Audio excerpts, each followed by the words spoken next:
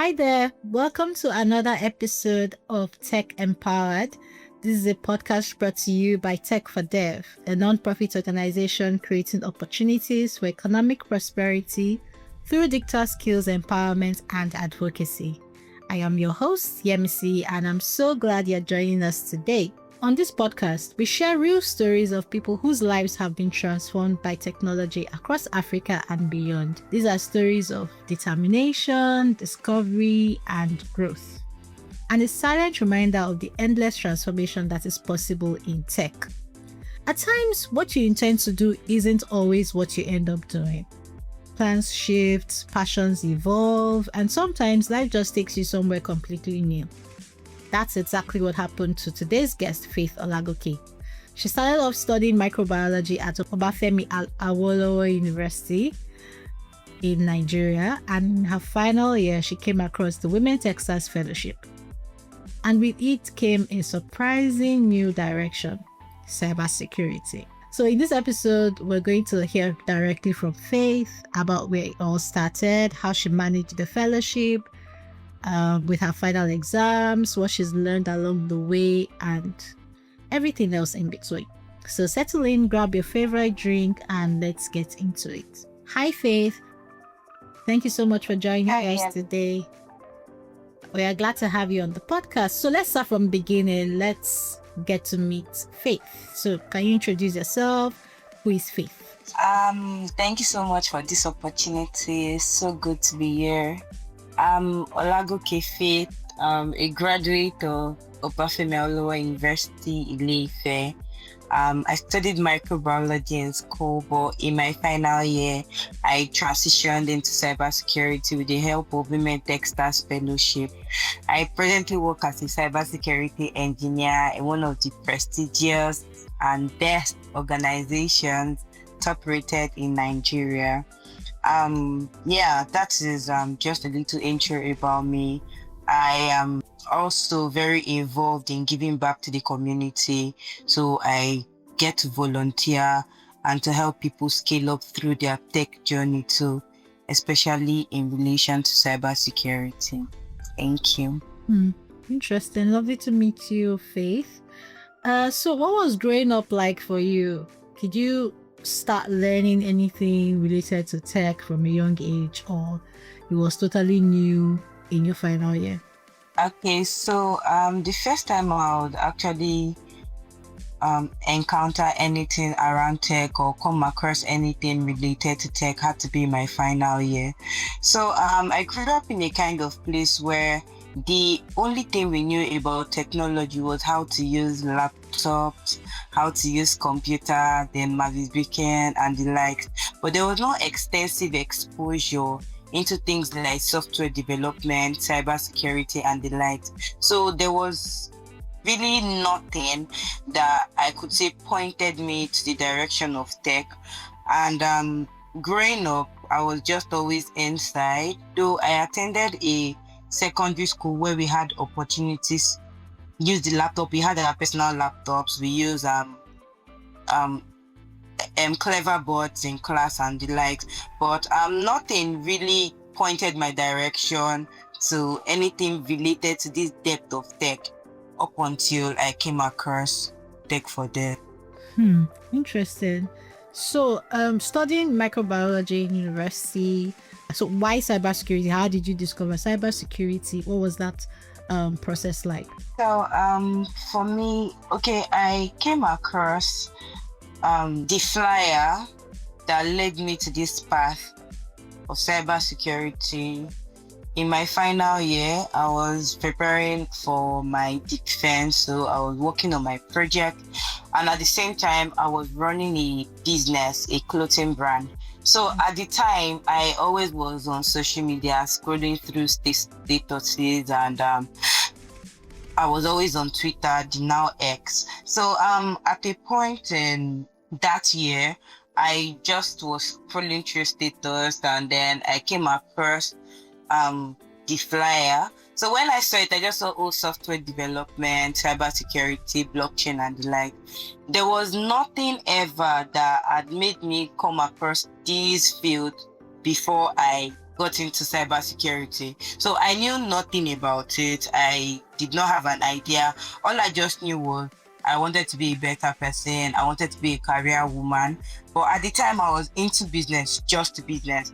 So when I came across that flyer, I read through it. I was like, oh, the only thing I was sure was I did not want to do anything that would make me write codes and the likes. So I just I searched on all the fields I could find there. But there was something that stood out for me about cybersecurity, which is about protecting assets, data, networks, and the likes. And because I have had like personal experiences of people being hacked, emails, social media accounts, and a lot of activities around our security in the cyberspace or in the tech world. That was what made me very inquisitive to start cybersecurity. Okay, so sorry to cut you. When you mentioned the flyer, what flyer are you talking about? Okay, the Tech for Dev Women Techsters Fellowship. So that was even your first encounter with anything cybersecurity or any of those learning tracks? Yes, that was my first encounter. I just thought to give it a try because I didn't want to do it alone. I sent it to a lot of my other friends who I knew, okay, we can just start the journey together. But in the end, instead of being picked, it was just me amongst 5 of us, and that was how the journey just started for me. And I'm here today, 2 years in already.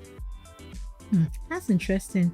Being a totally different field, what was that experience like for you, especially during the fellowship? What were like the hardest moments that you had? Were there like any points where you considered quitting? Okay, so it was a very new field to me. I have never, in fact, I would say when I get talk about my journey into cybersecurity, I just cannot do without mentioning Tech for Dev, because everything I am today started and I've come this far with the knowledge I acquired from Tech for Dev. So about transitioning into an entirely different field, I would not say it came off as very easy, but I would say we had the best resources we could use. Women Techsters Fellowship at that time, and I know even up until now, they provided us with the best facilitators. So even not having an idea, because right before the class started, I was like, let me just make my own research about cybersecurity, so I'm not looking all lost in class. I tried that and I still did not know anything. I still did not understand what I read online. But when we started the class, it looked like they took it bit by bit. They gave us every detail that we needed, and we were taught like we had never encountered it before, because some people had encountered cybersecurity, some people had not, but they took all of us again from the scratch. So during the fellowship, I'm a kind of person that if I am not getting enough ginger or something, I might relax, and from there just lose the interest. So what I did was, coming into Women Techsters Fellowship, while the classes started and everything, I was very active in class to the point where my facilitator noticed me, and whenever I'm not in class, people reaching out saying, oh, why were you not in class? We didn't see you in class. So those kind of things kept me accountable. Those kind of reaching out made me very accountable, kept me on my toes to finish. Plus, I was also an executive. I was the Deputy Nigerian Fellows representative for my set that year. And I would say all these being involved in all these activities kept me on my toes. So there was never really a time I actually thought of relenting or giving up in itself. So I just kept moving at my pace. Though there were times where I had difficulties getting some things in class, but my facilitator was ever available to re-explain, to take the class again, and to ensure that every one of us understood it. So with that kind of attention, there was really never an opportunity to relax or even give up. So that's just my story around transitioning. Thank you so much for sharing that. So, I mean, imposter syndrome is a common challenge in tech, or when you're transitioning from one unknown or from one field to an unknown field, right? We've had a lot of people mention that as one of the many challenges that they have faced. Did you experience anything like that, and how did you deal with it? Imposter syndrome.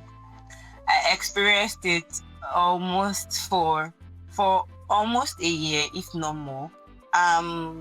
Imposter syndrome for me started from the four walls of the classroom, because I had colleagues, I had fellows in my class who actually knew so much. They know a lot of things. They've been there. Some are even studying cybersecurity in school, and it was just an advantage for them.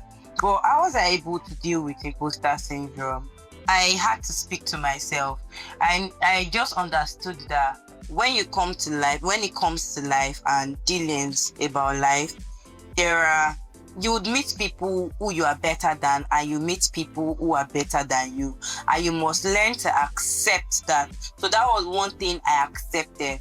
Now, accepting that I would meet people who are better than me did not make me relax and say, oh, since I know there are people better than me, let me not put in effort any longer.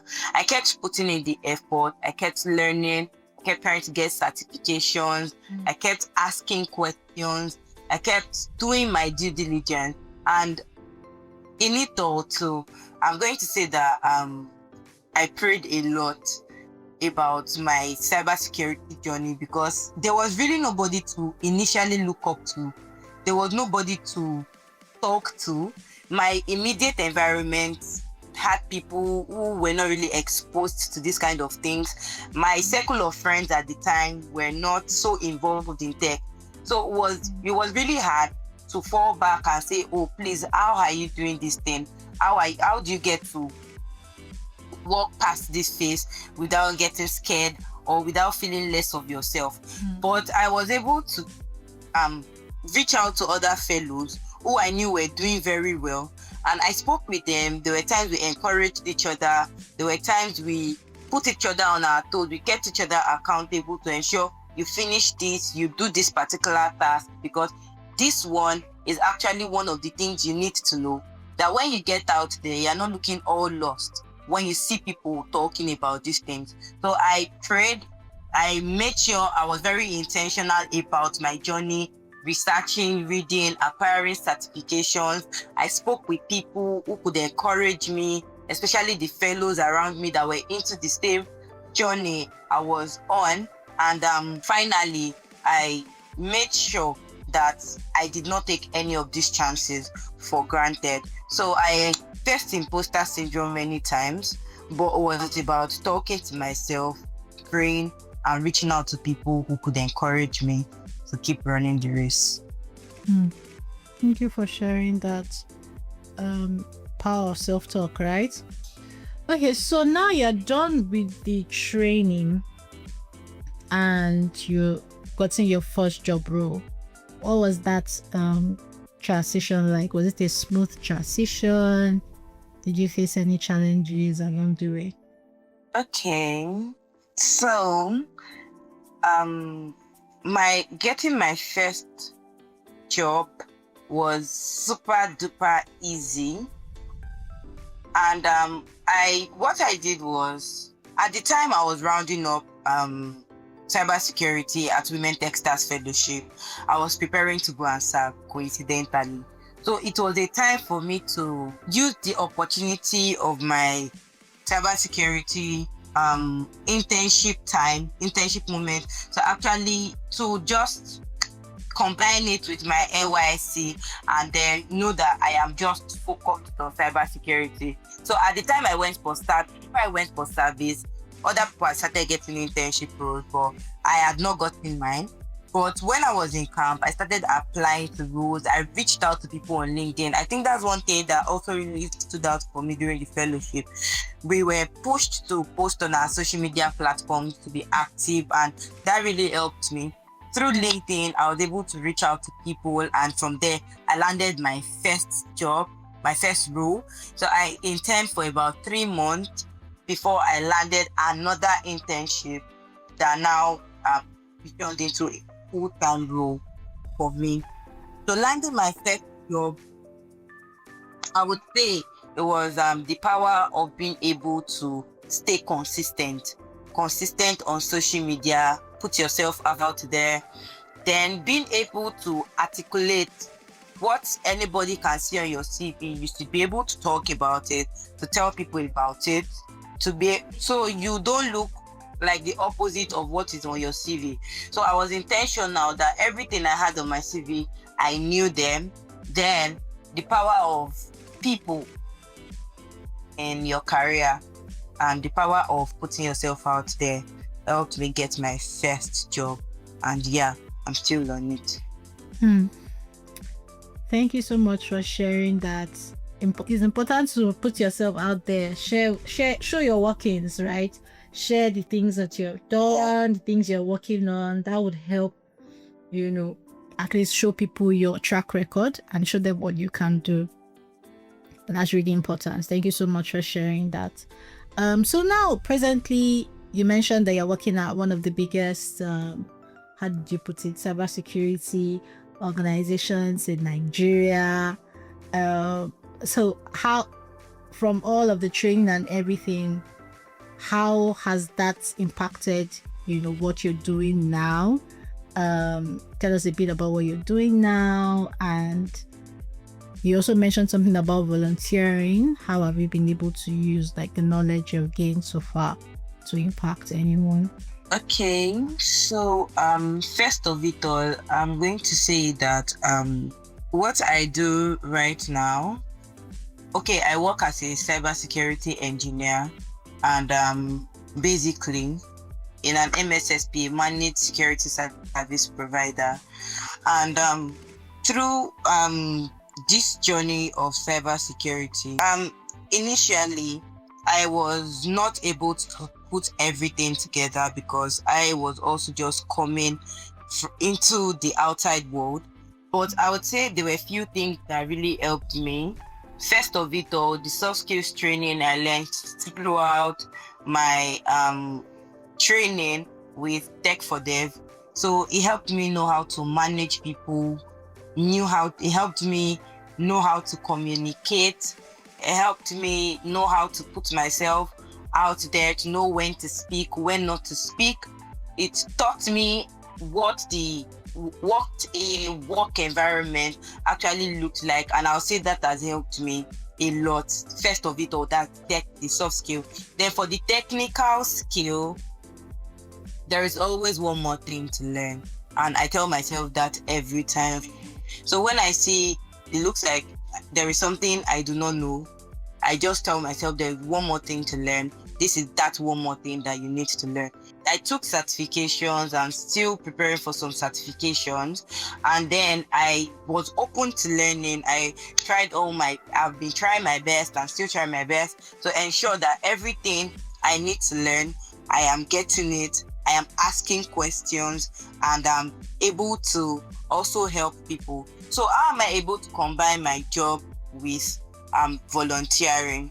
So sometimes I take leave of work to actually volunteer to help people, because I remember that while coming in Tech for Dev, one of the questions they ask you is, how do you plan to use this skill that you must have learned to help the entire world and something? And I remember mentioning that I personally would want to give back to society whichever way I can. And so whichever opportunity I get to do that, I do it a lot. I also, for cybersecurity, we have our International Cybersecurity Month, which is for awareness in October. I made do of that particular month to ensure to reach out to people, to reach out to schools, to speak to students. So presently, I'm involved in a volunteering organization helping secondary schools set up clubs for cybersecurity, and I also teach cybersecurity at another organization, which is my way of also giving back to the community or giving back to the society. Then I have people who refer other people to me trying to transition into cybersecurity. Whichever way I can, I also do my best to help them answer their questions, refer people to any internship or job offer that I am aware of. So that's how I've been able to impact on the people around me and to still manage my job, volunteering, and doing every other thing that I need to do. Fantastic. Thank you so much for sharing that, Faith. I mean, at Tech for Dev, we're very big on people giving back and, sharing from whatever, because you've been giving to, right? It's important that you also give to others. So well done. Continue. Keep up the good work. We are proud of you. Okay, so finally, so for someone listening to this podcast who is unsure about switching paths, or maybe they're trying something new, but they are not sure how to go about it or what to do, what advice would you give to a person like that? Okay, I would say try it. Do it scared. It will eventually make sense. It doesn't have to make sense now. It doesn't have to look at its best right now.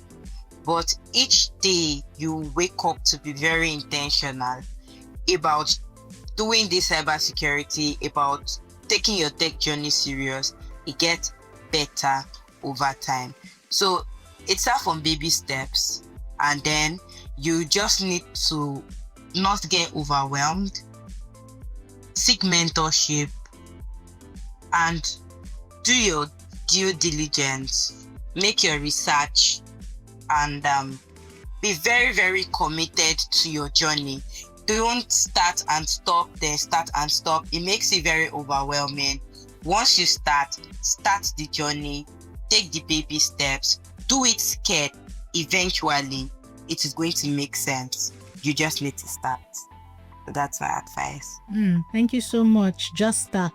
Do it scared. Do your research, and consistency is key. Thank you so much for sharing that, and thank you for sharing your journey with us today, Faith. Thank you for the privilege to be here. Awesome. Thank you so much. I mean, truly, from Faith's journey, your starting point doesn't define where you're going, doesn't define your destination. And all you need really is one bold step. Just start. Take that step. Take that course. Take that training, whatever it is. If there's anything, or if there's one thing you need to take away from today's episode, it's that you don't have to have it all figured out from the beginning to take the first step. So be determined, be committed, be consistent, and don't look down on yourself. You can go further than you ever imagined. Thank you so much for tuning in to Tech Empowered today.